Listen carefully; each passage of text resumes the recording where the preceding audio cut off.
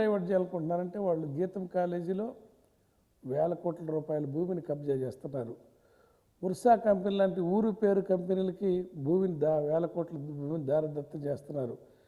వీళ్ళు ఇష్టం వచ్చినట్టు పందారం చేసుకుంటూ పథకాలు ఇవ్వలేక అబద్ధాలు అయ్యి లక్షల కోట్ల అప్పు తెచ్చి ఏం చేస్తున్నారో సమాధానం చెప్పలేక, విద్యార్థులకు ఫీజు రియంబర్స్మెంట్ ఇవ్వలేక, నిరుద్యోగులకి నిరుద్యోగ వృత్తి ఇవ్వలేక, ఆడబిడ్డలకి స్త్రీనిధి వాళ్ళు ఏదైతే 1500 కాడికి నెలకి ఇస్తున్నారు అది ఇవ్వలేక పథకాలన్నీ ఫ్లాప్ అయ్యి రైతులు నట్టేట ముంచి ఇవేవి తట్టుకోలేక ఇవన్నీ అడుగుతున్న మా పార్టీ మీద ఫ్రస్ట్రేషన్కి గురై ఈ తిరుపతి లడ్డు ఇంకా ఉందని సుప్రీంకోర్టుకి వాళ్ళంతటా వాళ్ళు వేసిన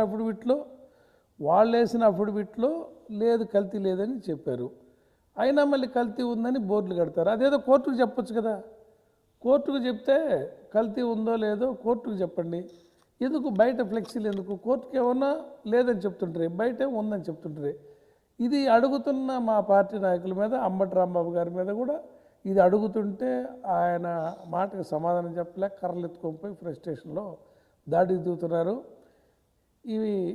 ఈ దాడుల్ని సమాజం కూడా చూస్తూ ఉంది, పూర్తిగా అర్థమవుతూ ఉంది ఇది ఎంత మూర్ఖపు పాలనో. ఇప్పుడు